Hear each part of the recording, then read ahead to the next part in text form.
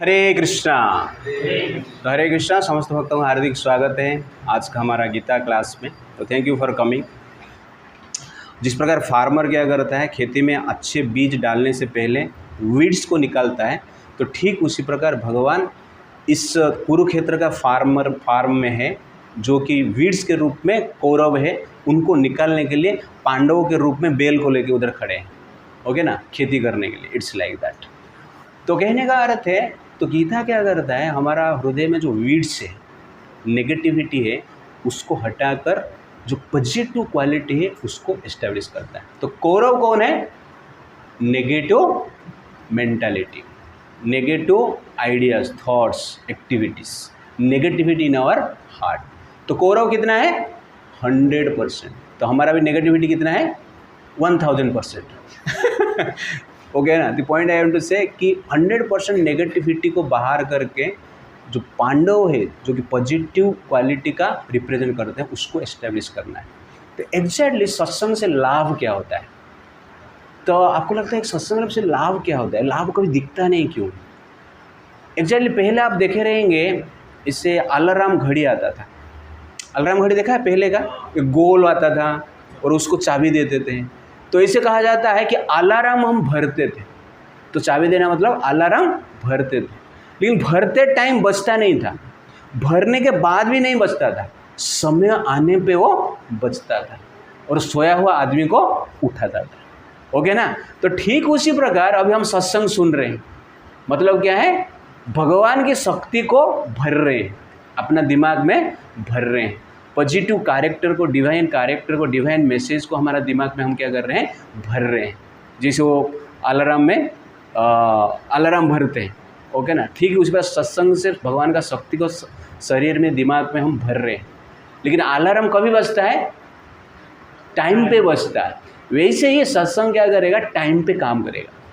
तो ऐसा समय आएगा जिस समय पे सत्संग क्या करेगा? आपको डायरेक्शन देगा। ऐसा समय आएगा, इस सत्संग आपको क्या करेगा? डिसीजन लेने के लिए आपको प्रेरित करेगा। ऐसे समय आएगा कि आपको सेंस कंट्रोल करने के लिए प्रेरित करेगा। ओके ना। तो इसीलिए चाबी देना आवश्यकता है, डेली अलार्म लगाना चाहिए, क्योंकि डेली सोना पड़ता है, तो डेली उठना भी पड़ता है, इसलिए अलार्म लगाना चाहिए। अलार्म क्यों लगाते हैं? अलार्म नहीं लगाया तो उठ नहीं पाएगा क्या? उठ पाएंगे, लेकिन अलार्म लगाने का पीछे कारण क्या है? टाइम पे उठना है, उठना नहीं है, टाइम पे उठना है। इसलिए क्या करते हैं?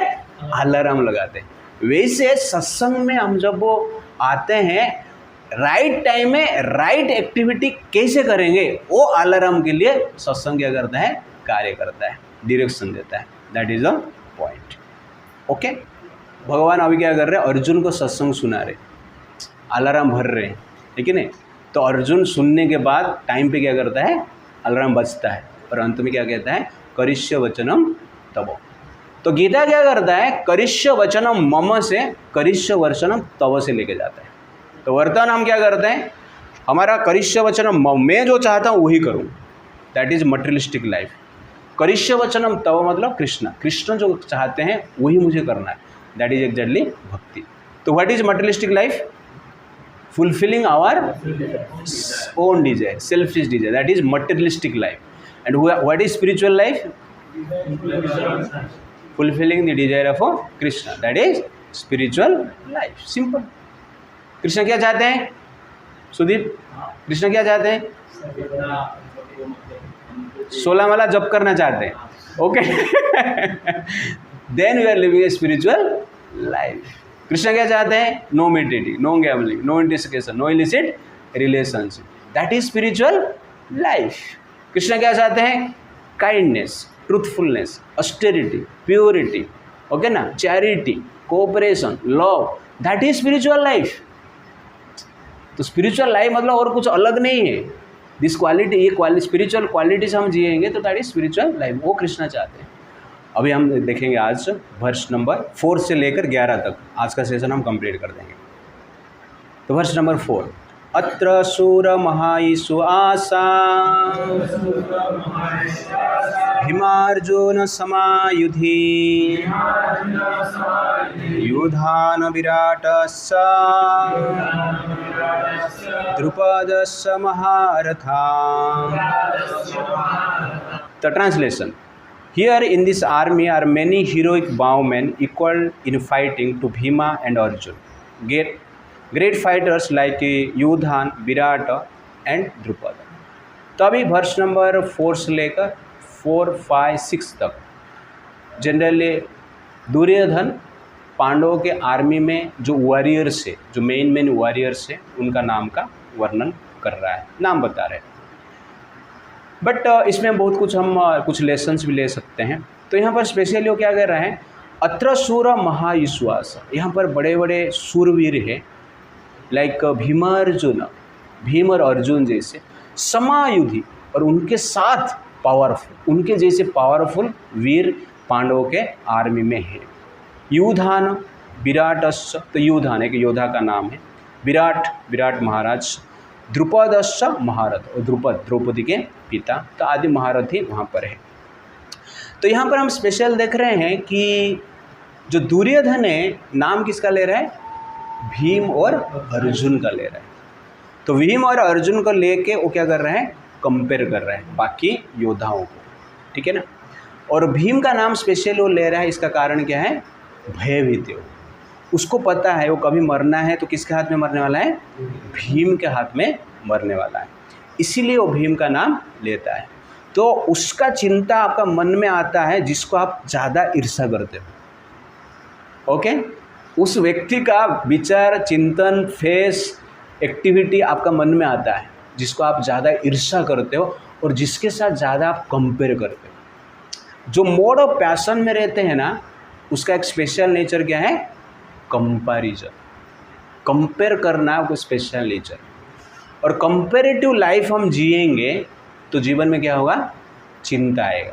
कितने लोग सोचते हैं कि एक्सपीरियंस है, बिकॉज ऑफ कंपैरिजन मुझे कभी कभी चिंता होता है। हाँ, सबको चिंता होता है। तो this is the quality of mode of passion. तो रजोगुण में हम है करके कैसे पता चलेगा, क्योंकि हमारा कंपैरेटिव मेंटालिटी है। लास्ट वर्ष में हम देखा था कि दुर्योधन क्रिटिसाइज किया द्रोणाचार्य को, है कि नहीं, डिप्लोमेसी साथ साथ क्रिटिसिज्म।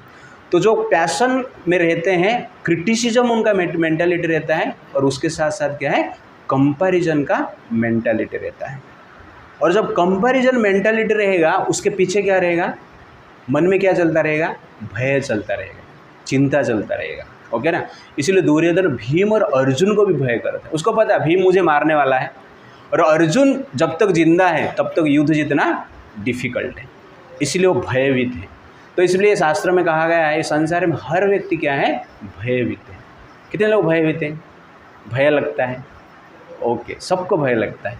किसके लिए भय लगता है, कैसे भय लगता है, इस प्रकार हमारा शास्त्र कहता है, भोगे रोग भयम, सब लोग बोले, भोगे रोग भयम, कुले च्युत भयम, वीतेनुपलात भयम, माने दैन्य भयम, रूपे जरया भयम, बले रिपु भयम, शास्त्रेवादी भयम, गुणे खला भयम, काये कृतांत भयम, सर्वं वस्तु भयम इदम, भ्रुवि गृह्णान्ति वैराग्येन वा भयम, भ्रुवि गृह्णान्ति वैराग्येन वा भयम। भोगे रोग भयम, जिसको भोग करने की प्रबल इच्छा है ना, वो रोग को क्या करते हैं, भय करते हैं। स्पेशल बॉलीवुड हॉलीवुड स्टार, ठीक है ना, रोग हो जाएगा, शरीर का क्षीण हो जाएगा, ब्यूटी चला जाएगा, तो उसके लिए क्या करते हैं, भयभीत रहते हैं। कुलचित भयम, जो हायर एरिस्टोक्रेटिक लाइफ में, एरिस्टोक्रेटिक परिवार में जन्मे हैं, उच्च कुल में जन्मे हैं, तो उनको कोई नीच कार्य करने में क्या करते हैं, वो भयभीत रहते हैं। आजकल वो कुछ प्रॉब्लम नहीं, ओके नहीं, आजकल कोई उच्च कुल में रहे या नीच कुल में रहे, एक्टिविटी क्या है, सेम रहता है। वीते नुपलात भयम, और जिसके पास धन है वो गरीब हो जाएगा, धन नष्ट हो जाएगा, उसके लिए वो भयभीत रहता है। माने दैन्य भय, जो मान सम्मान के साथ जी रहा है उस व्यक्ति के लिए भय क्या है? अपमान की भय है। रूपे जराया भय, जो ब्यूटीफुल है, सौंदर्यवान व्यक्ति है, सुंदरी है, उसका रूप नष्ट हो जाएगा, इसलिए क्या है? वो भयभीत रहता है। स्पेशली वो जो फैशन शो करते हैं, ओके ना, उनके लिए, और हॉलीवुड बॉलीवुड स्टार्स, इसलिए साधारण लोग भी है, ओके ना, जनरल लोग भी आजकल क्या कर रहे हैं? अपना रूप को देखते हैं। बले रिपु भय, जो बलवान व्यक्ति रहता है शत्रु को भय करता है। शास्त्रवादी भयम, जो शास्त्र में निपुण है उसको भय लगता है मेरे से कोई एक्सपर्ट ना आ जाए, इसलिए वो भयभीत करता है। गुणे खले भयम, जो चरित्रवान व्यक्ति है चरित्रहीन कार्य के प्रति भयभीत रहता है। काय कृतांत भयम, और अंत में मरने के लिए सब लोग क्या है? भयभीत रहते हैं, मृत्यु को सब लोग भय करते हैं। सर्वम वस्तु भयम इदम, इस संसार में हर वस्तु क्या है? भय का कारण है। हर वस्तु भय का कारण है, हर पावर, हर पोजीशन भय का कारण है। ध्रुवी गृणांति वैराग्येन वा अभयम, इसलिए वैराग्य जो है वस्तु के प्रति जो डिटैचमेंट है निर्भय का कारण है। तो अटैचमेंट क्या है? भय का कारण है, और डिटैचमेंट क्या है? निर्भय का कारण है। तो भय के बारे में थोड़ा मैं आपको बताया, बट मेन पॉइंट यहाँ पर क्या है? दुर्योधन कंपेयर कर रहा है। तो इस संसार में भी हम देख रहे हैं एक कंपेरेटिव लाइफ हम जीते हैं। अपना ब्यूटी के साथ कंपेयर करते हैं, अपना बल के साथ दूसरे को कंपेयर करते हैं, अपना पावर पोजीशन के साथ कंपेयर करते हैं, अपना धन के साथ कंपेयर करते हैं, गाड़ी के साथ कंपेयर करते हैं, बंगलों के साथ कंपेयर करते हैं, ड्रेस के साथ कंपेयर करते हैं, है कि नहीं? तो इस प्रकार कंपेयर करते हैं। और मेल फीमेल ये भी कंपेरेटिव होता है। मेल सोचता है मैं फीमेल बन जाऊँ, फीमेल सोचता है कि मैं मेल बन जाऊँ। रिलीजन में कंपैरिजन करते हैं, मैं हिंदू हूँ, मुस्लिम हूँ, क्रिश्चियन हूँ। बेगर था, एक भिखारी था, एक सेठ के पास गया, मुझे कुछ खाने के लिए दे दीजिए। तो सेठ ने कहा आप हिंदू है, मुस्लिम है या क्रिश्चियन है? तो भिखारी ने कहा कि मैं हिंदू नहीं हूँ, मैं मुस्लिम नहीं हूँ, मैं क्रिश्चियन नहीं हूँ, मैं भूखा हूँ। You understand the point? तो रिलीजन में भी क्या करते हैं लोग? कंपेयर करते हैं। तो religion is there to go beyond comparison. धर्म क्या है? कंपैरिजन से ऊपर लेके जाता है। बट इस प्रकार लोग धर्म बना दिया अपना मन के हिसाब से, जो कि कंपैरिजन करते हैं, और उसके साथ साथ क्या है? जनरल अनेक प्रकार की प्रॉब्लम क्रिएट करते हैं। Comparison for inspiration is best comparison, but comparison out of frustration and self appreciation is worst comparison. कभी कभी कंपैरिजन अच्छा है, लेकिन कंपैरिजन किस लिए? इंस्पिरेशन के लिए होना चाहिए। जब कंपैरिजन आप एनवी के कारण करते हैं तो क्या होगा? आपको फ्रस्ट्रेशन लगेगा, पेन मिलेगा। लेकिन कंपैरिजन आप इंस्पिरेशन लेने के लिए करते हैं तो आपको क्या लगेगा? अच्छा लगेगा और बेनिफिशियल। इसीलिए आप कंपैरिजन कीजिए, कंपेयर कीजिए एक दूसरे को, बट इसके लिए इंस्पिरेशन के लिए, सीखने के लिए, ओके ना? मन में पकड़ के उसको गिराने के लिए नहीं है, ओके ना? ये अच्छा मार्क्स लेके आ रहा है इसलिए उसका बुक ही चोरी कर लेता हूँ। इस प्रकार नहीं होना चाहिए। That is the point. Comparison out of envy gives frustration, but comparison out of appreciation gives inspiration, motivation and satisfaction. तो आप इंस्पिरेशन से कंपैरिजन कर रहे हो तो आपको मोटिवेशन में मिलेगा, सेटिस्फेक्शन में मिलेगा, और उसके साथ साथ जनरली पीस ऑफ माइंड मिलेगा। That is the point. लेकिन आपका कंपैरिजन, मान लो कंपैरिजन का कारण एनवी है, आपका ईर्ष्या है, तो उसमें क्या होगा? आपको दुख ही दुख मिलेगा। Therefore, comparison is the real reason for frustration. Comparison is a prison for frustration. Comparison is the real reason for compulsion to go against Vedic injunction also. कभी कभी कंपैरिजन के कारण हम कुछ ऐसा कार्य करते हैं कि धर्म के अगेंस्ट में जाके कार्य करते हैं, बिकॉज ऑफ कंपैरिजन। इसीलिए जो मोड ऑफ पैशन में रहते हैं ज़्यादातर कंपेयर करते हैं। कलयुग का लोग ज़्यादा फ्रस्ट्रेटेड इसलिए है क्योंकि they are living a life of comparison. Therefore we should have a reason so that go beyond comparison. That is the point. Okay, तो ये मोड ऑफ पैशन का क्वालिटी है। नेक्स्ट वर्ष हम देखते हैं जिसमें कि दुर्योधन और कुछ योद्धा का नाम ले रहे हैं। वर्ष नंबर 5। दृष्टकेतुः चेकितानः काशीराजस्य वीर्यवान् गुरुजीत कुंती भोजस्य शैव्य च नरपुंगवः. There are also great heroic powerful fighters like Dhrishtaketu, Chekitanah, Kashiraja, Purujita, Kunti भोज, शैव. These are the names of different warriors. तो महाभारत इनका डिस्क्रिप्शन है, इतने डिटेल्स हम नहीं जाते, बट सब वॉरियर का क्या कर रहे हैं, नाम ले रहे हैं. That is the point. Verse number 6. Yudhamanyu च विक्रांता उत्तमानुजश्च वीर्यवान्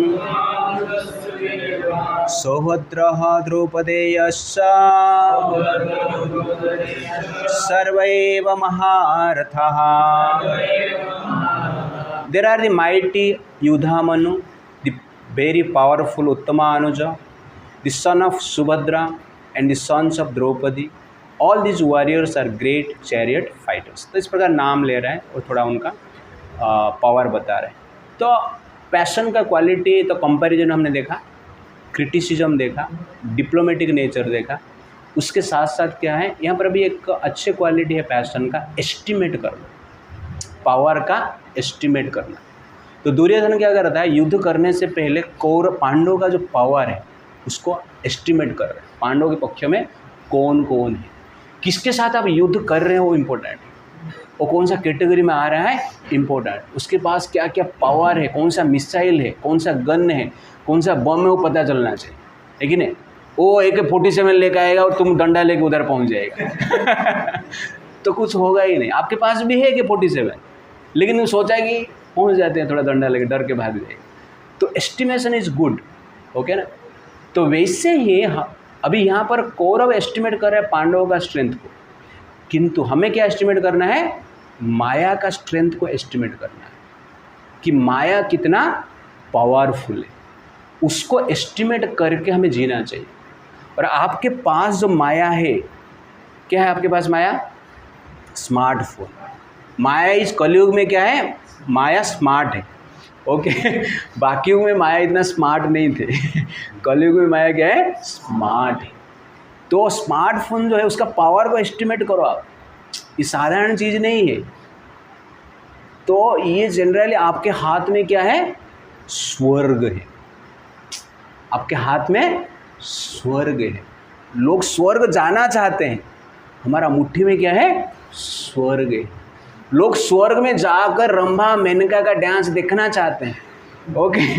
आपके हाथ में स्वर्ग है, कितने रंभा कितना मेनका, आप क्या करते हैं, उनका डांस देख सकते हैं, अकेले देख सकते हैं.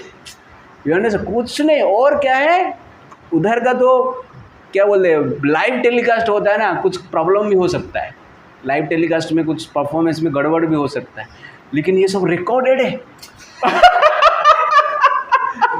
एडिट करके दिखाया जाता है. यू अंडरस्टैंड ना. तो मैं तो कहता हूँ ये जो स्मार्टफोन है ना, the smartphone is more attractive then haven. जैसे कि मैं बताता हूँ, जनरली एक लड़का का मृत्यु हो गया तो यमलोक में गया, तो यमराज उसको पूछे कि तुझे स्वर्ग जाना है या नरक जाना है. तो लड़का बोलता है, सर आप किधर भी भेज दीजिए चलेगा, लेकिन धरती से मेरा स्मार्टफोन लेकर आ जाइए मेरा स्मार्टफोन और चार्जर लेकर आ जाए, कहाँ पे भी भेजो, मेरा काम चल जाएगा. तो this is exactly the smartphone है ग्रेटर देन हेवन. स्मार्ट, माया in smart form, that is smartphone. Estimate the power. हम जनरली भक्ति नहीं कर पाते आजकल, अभी का सिचुएशन, उसका मेन कारण क्या है, स्मार्टफोन है. हम भक्ति का भक्ति करते हैं, लेकिन कृष्ण का कृष्ण का भक्ति नहीं करते. तो ये स्मार्टफोन का पावर है. तो इस प्रकार हमें भी इसे एस्टिमेट करना चाहिए. तो ये मोड ऑफ पैशन का क्वालिटी है, बट इट इज़ आवश्यकता है पैशन को कंट्रोल करने की. तो हम ये मोड ऑफ पैशन का क्वालिटी यूज कर रहे हैं, not to become passionate but to control the passion. आवश्यकता है. इसलिए Duryodhana as a kshatriya, as a warrior, इसलिए वो क्या कर रहा है, दूसरे का जो आर्मी है जिसके साथ युद्ध करने वाला उसका एस्टिमेट कर रहे हैं। तो जीवन क्या है फिर? जीवन मतलब क्या है? माया के साथ युद्ध करना है। वही तो हम कर रहे हैं। यहाँ पे आके बैठना 1 घंटा 2 घंटा, ये भी एक क्या है? माया के अगेंस्ट में युद्ध है। अभी 8-10 दिख रहे हैं, कितने दिन के बाद एक ही बचेगा, ओके ना? मैं और कोई नहीं तो क्या मेरा रहेगा। It's like that. तो ये पावर ऑफ माया। तो वर्ष नंबर 4 से लेकर 6 तक दुर्योधन ने पांडवों के जो पावर है उसका एस्टिमेट किया। अभी 7 से लेकर 11 तक अपना आर्मी के बारे में दुर्योधन बता रहा है। किसको बताएगा? द्रोणाचार्य को बताएगा। ओके, तो वर्ष नंबर 7, अस्माकं तु विशिष्टाये तन्निबोध द्विजोत्तमः नायकः मम सैन्यस्य संज्ञार्थं तन्ब्रवीमि ते।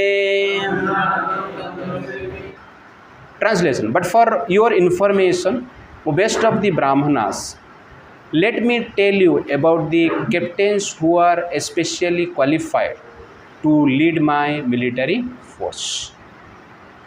अस्माकम तो विशिष्टाय, मेरे आर्मी में भी विशिष्ट व्यक्ति है, स्पेशल सोल्जर्स है, वॉरियर्स है। तन्निबोध द्विजोत्तम, हे द्रोणाचार्य द्विजोत्तम, मैं आपको बता रहा हूँ। नायका मम सैन्यस्य संज्ञार्थम तन ब्रवीमि, आपका जानकारी के लिए ये सब मैं आपको बता रहा हूँ।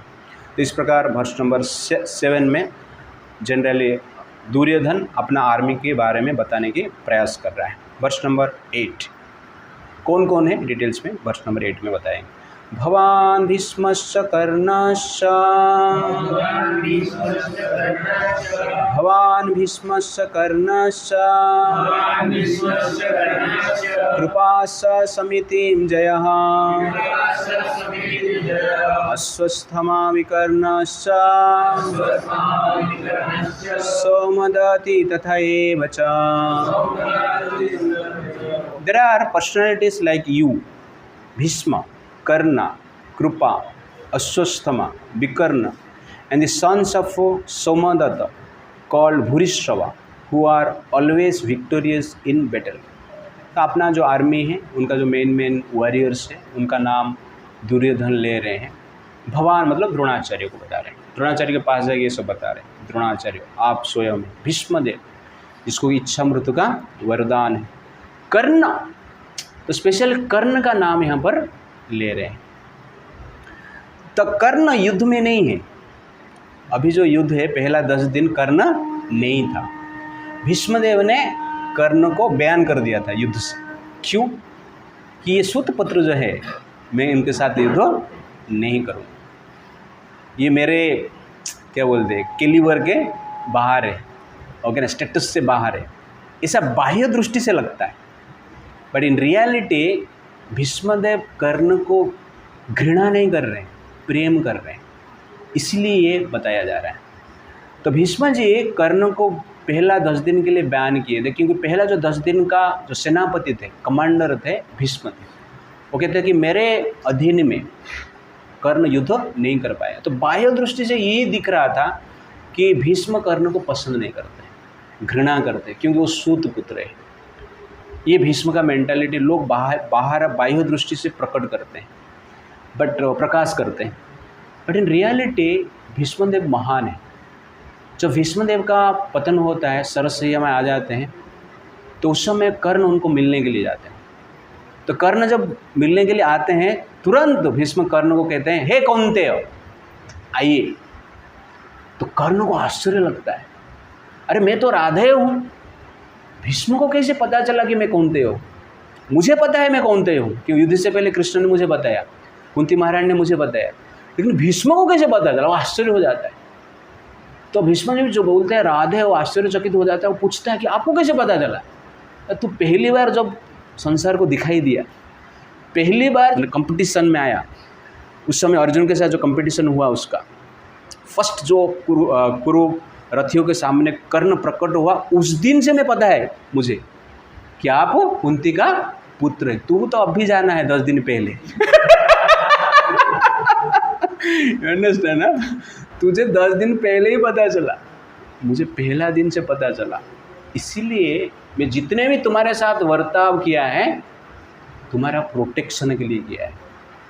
तू आज तक क्या सोचता रहा कि मुझे ये नेग्लेक्ट करते हैं, घृणा करते हैं। तो महान व्यक्ति का नेचर ऐसे होता है। तो महान व्यक्ति हर चीज़ को प्रकाश नहीं करते, कुछ जनरली सीक्रेट रखते हैं। सीक्रेट किस लिए रखते हैं? संसार का भला के लिए। इसलिए कर्ण को उसका आइडेंटिटी भीष्म जी कभी नहीं बताए, क्योंकि भीष्म साधारण व्यक्ति नहीं, वो महाजन है। कृष्ण का इंटेंशन उनको पता है, कृष्ण क्या चाहते हैं उनको पता है। कृष्ण धरती पर है और कर्ण के साथ उनका संबंध भी है। जब बताने वो बता देंगे, उसमें हमें इंटरफेयर करने की आवश्यकता क्या है, और कृष्ण बताते हैं।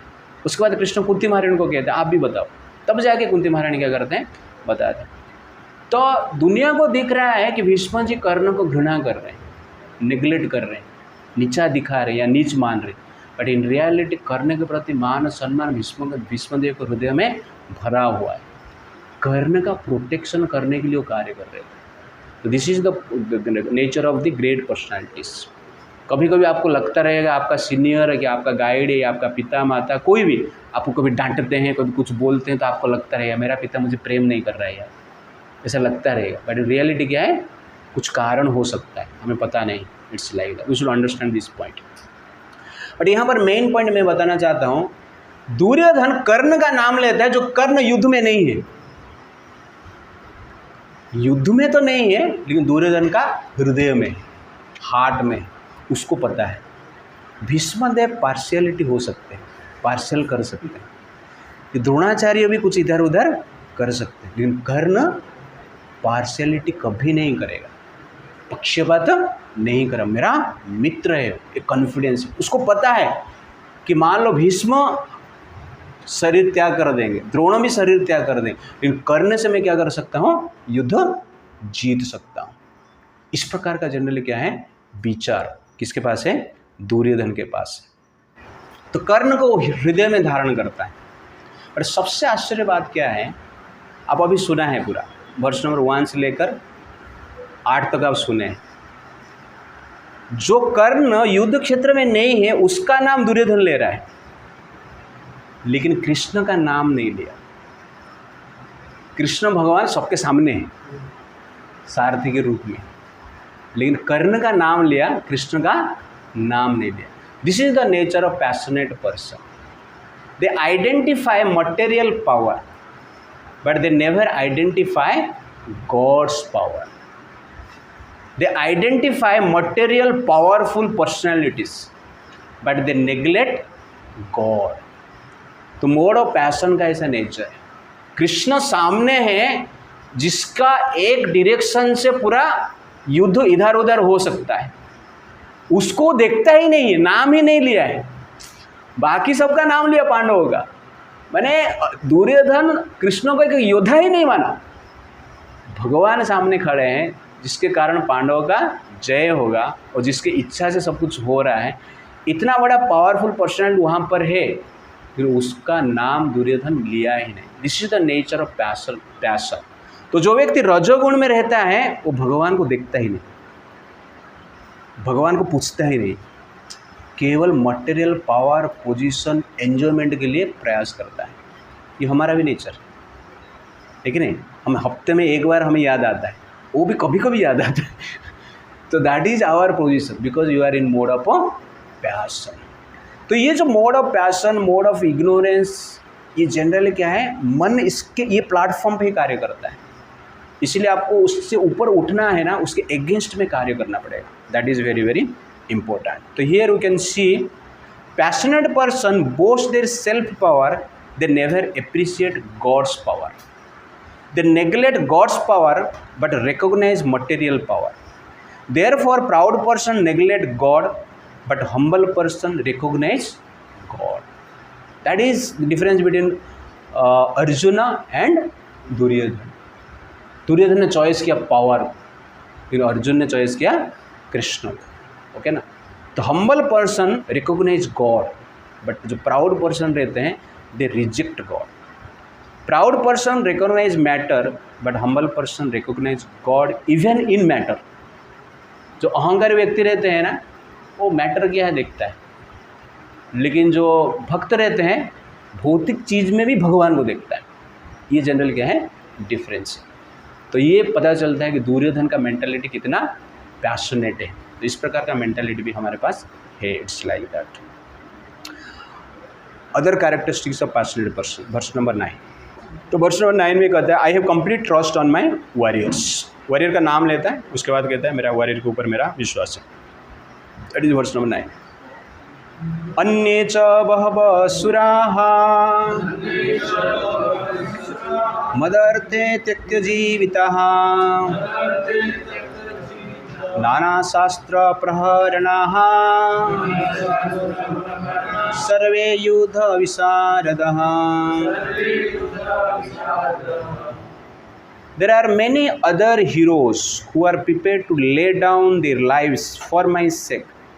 All of them are well equipped with different kinds of weapons and all are experienced in military science. तो अन्य जो बहवासुर, अनेक योद्धा है वहाँ पर, मदर्थ त्यक्त जीविता, मेरे लिए वो मर सकते हैं।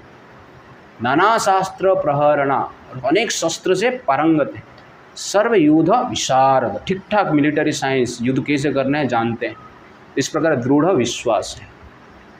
तो इसमें एक स्पेशल क्वालिटी हम देख रहे हैं कि जो प्राउड पर्सन रहते हैं और मोड ऑफ पैशन में रहते हैं, प्राइड तो उनके है, उनमें है, लेकिन उनका मेंटालिटी क्या है, वो क्या बोल रहा है, मेरे लिए लोग मर सकते हैं।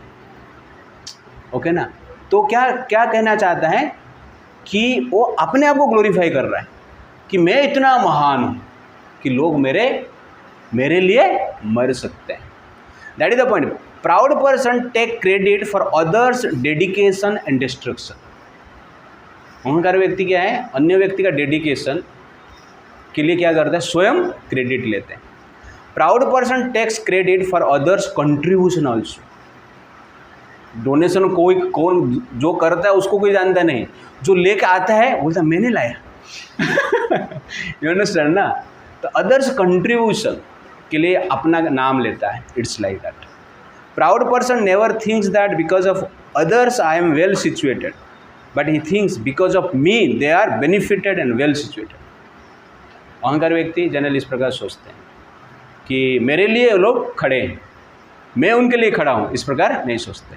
तो this is the mentality of a passionate person. ये भी जो मेंटालिटी हमारा है, तो ये भी क्या है, एक रजोगुण का लक्षण। तो सर रजोगुण का क्या लक्षण है, पूरा ये चैप्टर बताता है, जो कि हमारा ही लाइफ है। Verse number 10। Our power is more than the power of Pandavas, अपर्याप्तम तदस्माकं बलं भीष्माविरक्षितं पर्याप्तं तु इदं एतेषां बलं भीमाविरक्षितं। Translation. Our strength is immeasurable and we are perfectly protected by grandfather Bhishma, whereas the strength of the Pandavas carefully protected by Bhima is limited. तो इस प्रकार दुर्योधन कहता है। तो यहाँ पे भी आप देखेंगे थोड़ा कंपेरेटिव मेंटालिटी। अपर्याप्तम तदा अस्माकं बलम भीष्म अविरक्षित। हमारा जो शक्ति है एंडलेस है, अनलिमिटेड है, अपर्याप्तम है। क्यों? क्योंकि भीष्म के द्वारा वो प्रोटेक्टेड है। पर्याप्तम तो इदम एतेषां, उनका लिमिटेड है। क्यों? बलम भीम अभिरक्षित, भीम के द्वारा प्रोटेक्टेड है। तो थोड़ा भीम को नीचा दिखाने की प्रयास कर रहा है यहाँ पर। बट यहाँ का और एक दूसरा मीनिंग है, अपर्याप्तम तद अस्माकं, हमारा आर्मी अपर्याप्त है, पर्याप्त नहीं है। ओके ना, सफिशिएंट नहीं है, ऐसे भी आप बोल सकते हैं, क्योंकि ये बुढ़ा भीष्म के द्वारा प्रोटेक्टेड है। ऐसे भी हो सकता है। पर्याप्त, भीम का आर्मी पर्याप्त है, सफिशिएंट है पांडवों का आर्मी, क्योंकि भीम के द्वारा प्रोटेक्ट है। इस प्रकार भी बोल सकते हैं। But main translation Prabhupada ji दे रहे हैं। मेन पॉइंट है यहाँ पर क्या कर रहे हो, कंपेयर कर रहा है भीष्म और भीम के साथ। बोला भीम क्या है भीष्म के सामने, कुछ नहीं। मेरे पास जो भीष्म है उसके पास, उनके पास इच्छा मृत्यु का वरदान है। तो ये कॉन्फिडेंस जो है एक पैशनेट क्वालिटी है। Confidence is good, but over confidence is bad. तो अब दुर्योधन का ये ओवर कॉन्फिडेंस, उसको लग रहा था कि भीष्मदेव क्या है, पावरफुल है। भीष्मदेव पावरफुल क्यों है? क्योंकि उनके पास इच्छा मृत्यु का वरदान है। उनके पास इच्छा मृत्यु का वरदान है, लेकिन इच्छा जीवन का वरदान नहीं है। तो देयर इज डिफरेंस, इच्छा मृत्यु और इच्छा जीवन।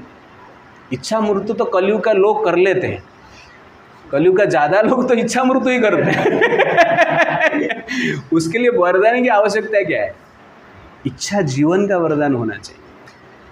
तो भीष्मदेव के बाद इच्छा मृत्यु का वरदान है, लेकिन दुर्योधन भूल गया कि इच्छा जीवन का वरदान नहीं है। आपके पास इच्छा मृत्यु का वरदान है, इसका क्या है? भगवान ऐसा सिचुएशन निर्माण करेंगे तो आप मरने के लिए बाध्य होंगे, इच्छा करेंगे ही करेंगे। भीष्म जी के लिए ऐसे ही किए। यस, भीष्मदेव ने अपना इच्छा मृत्यु का इच्छा को कृष्ण का इच्छा पूर्ति करने के लिए यूज किए, दैट इज भक्ति। बट दुर्योधन यहाँ पर क्या है, ओवर कॉन्फिडेंस था कि भीष्म के पास इच्छा मृत्यु है इसलिए हम जीत जाएंगे। इच्छा मृत्यु मतलब कोई मरेंगे, कौन मरने का इच्छा करता है? लेकिन दुर्योधन को पता नहीं था कि मरने का भी इच्छा लोग करते हैं। ये हमें जनरली जानना अत्यंत आवश्यकता है। Proud person always underestimate others strength and overestimate their own strength, that is the point. Proud person thinks others are lower and abominable, but we are higher. Proud persons are always disrespectful towards superior, even for all. Or proud persons, they have overconfidence. Because of this overconfidence, in the due course of time, their confidence is over, their success is over, the life is over, happiness is over, and reputation is over because of overconfidence. The confidence is good, but overconfidence is bad. इसलिए कभी कभी confidence आप रखना चाहिए, but reality को भी समझना चाहिए। ओके ना? हम बोलेंगे हम मनुष्य है तो ठीक है, लेकिन ओवर कॉन्फिडेंस हो गया आकाश में उड़ेंगे तो उड़ नहीं पाए, पहाड़ से कूदेंगे तो मर जाएंगे। तो ओवर कॉन्फिडेंस होना नहीं चाहिए, इट्स लाइक दैट। वैसे ही स्टूडेंट्स कॉन्फिडेंस होना चाहिए कि क्या कर सकते हैं। मेरा भांजा भी 10th पास किया तो 62 कितना परसेंट लाया, नहीं 60% लाया। तो हम लोगों ने बोला अरे साइंस ले तू, बोलता नहीं मैं साइंस नहीं ले पाएगा। कॉमर्स ले तू, नहीं कॉमर्स भी मेरे से नहीं हुआ ना, क्या हुआ ना मैं आर्ट्स लेता हूँ। तो कॉन्फिडेंस, मैं आर्ट्स लेके पास हो सकता है, लेकिन ओवर कॉन्फिडेंस है। इसे मेरे दोस्त लोगों को मैंने देखा है जो कि आर्ट्स लेने पढ़ने में उनका मेमोरी है, पावर है, लेकिन साइंस लेके फेल हो गए, 2 साल फेल हो गए, बाद में आर्ट्स लेके पास होते। तो इस प्रकार की ओवर कॉन्फिडेंस नहीं होना चाहिए। हर एक क्षेत्र में ऐसा होना चाहिए, इवन बिजनेस हो, स्टडी हो, रिलेशनशिप भी हो, ट्रस्ट भी हो। ट्रस्ट में भी ओवर कॉन्फिडेंस होता है, अरे इसके ऊपर मेरा confidence he, but in reality क्या है, कार्य नहीं करता है। तो ओवर कॉन्फिडेंस किसके पास है? भीष्म के पास, लेकिन बाद में क्या है, काम नहीं करेगा। कर्ण के पास भी ओवर कॉन्फिडेंस है, लेकिन कर्ण को पहले से ही पता है वो कौन है, और वो प्रतिश्रुति भी कुंती महारानी को दिया है कि मैं 4 पुत्र को मारने वाला नहीं। तो इसका अर्थ क्या है, किसको मारने वाला नहीं तो युद्ध क्यों करेगा फिर? तो एक प्रकार की चीटिंग है ये, बट अपना इच्छा पूर्ति करने के लिए कार्य कर रहा है। अर्जुन को मारूंगा तो मैं महान बन जाऊंगा, दैट इज द पॉइंट। तो ये जनरली पैशनेट पर्सन जो है उनका क्वालिटी है। Over confidence, over power reality. तो इसलिए आपका जो कॉन्फिडेंस जो है उसको भी हमें कंट्रोल करना चाहिए। At the end Duryodhana says support Bhishmadev as he is our commander, that is verse number 11। अयनेषु च सर्वेषु यथा भागमवस्थितः भीष्ममेव विरक्षन्तु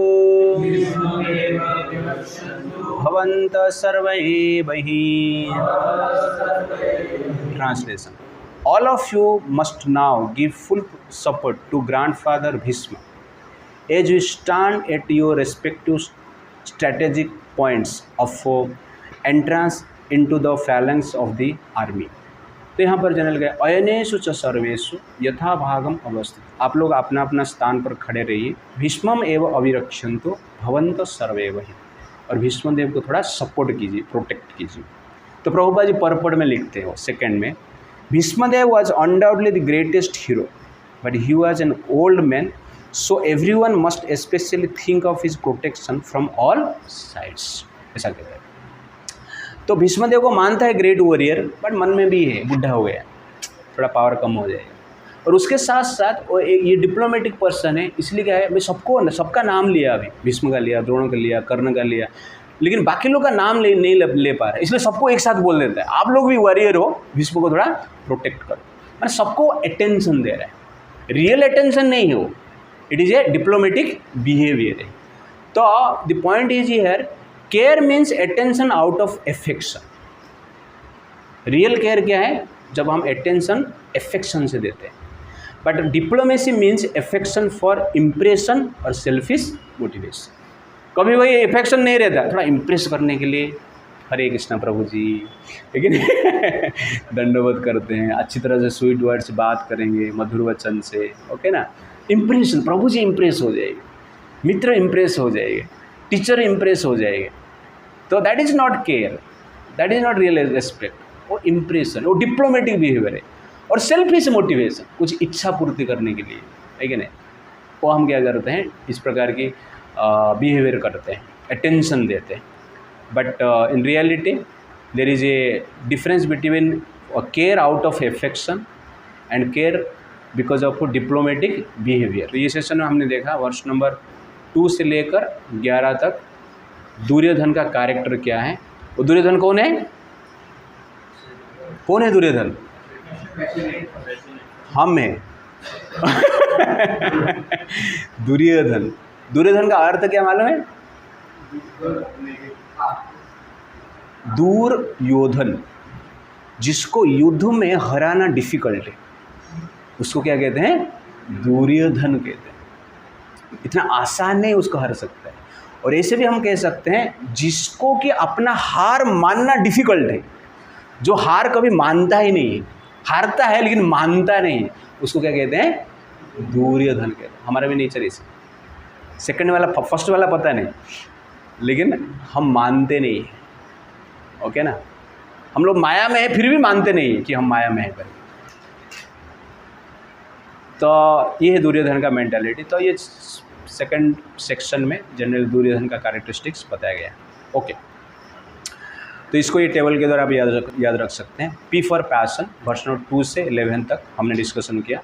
तो Duryodhana represents mode of passion.